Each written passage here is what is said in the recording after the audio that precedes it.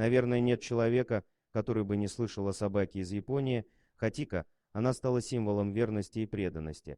Но совсем мало кто знает о шотландской собаке Бобби, хотя его история произошла ранее, за 100 лет до Хатика. Еще в 1873 году в самом центре Эдинбурга шотландцы установили памятник собаке по имени Бобби. Но чем же она стала так знаменита? Сейчас мы вам расскажем. Эта история – часть культуры народа Шотландии, и шотландцы с удовольствием рассказывают всем о ней. События происходили в XIX веке. Пес родился в 1855 году. Его хозяином стал обычный мужчина, работавший ночным обходчиком в полиции города. Собачка была небольшого роста породы скай-терьер. Бобби, так звали пса, постоянно сопровождал своего друга. И все было хорошо, пока Грей, хозяин собаки, не заболел туберкулезом. Болезнь была смертельной, и мужчина скончался. Джона Грея похоронили в старой части города у церкви, на кладбище для небогатых людей. И вот с того момента постоянным пристанищем Бобби стала могила его хозяина.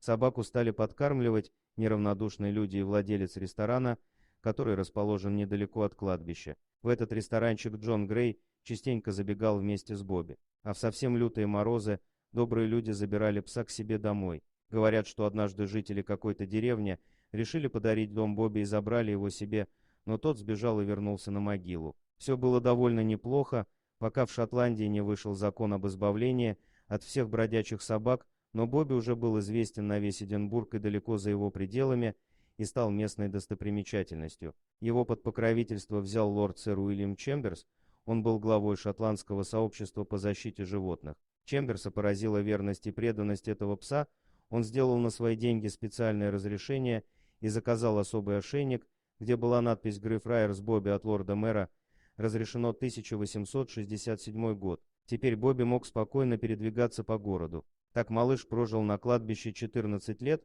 у могилы своего хозяина и умер в 1872 году. Многие люди приезжали в Эдинбург только ради того, чтобы познакомиться с собакой. Еще при жизни Бобби было решено поставить памятник.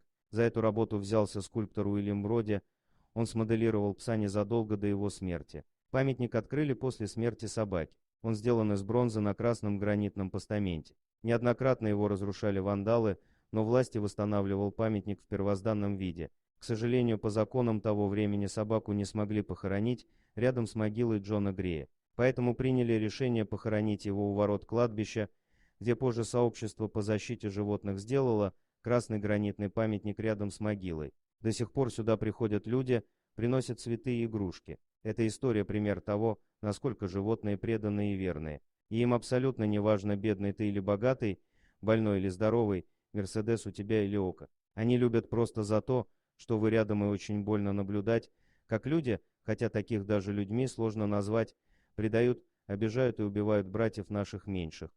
Дорогие друзья, если вам понравилось видео, поставьте лайк, а также подписывайтесь на канал, где найдете еще много интересного.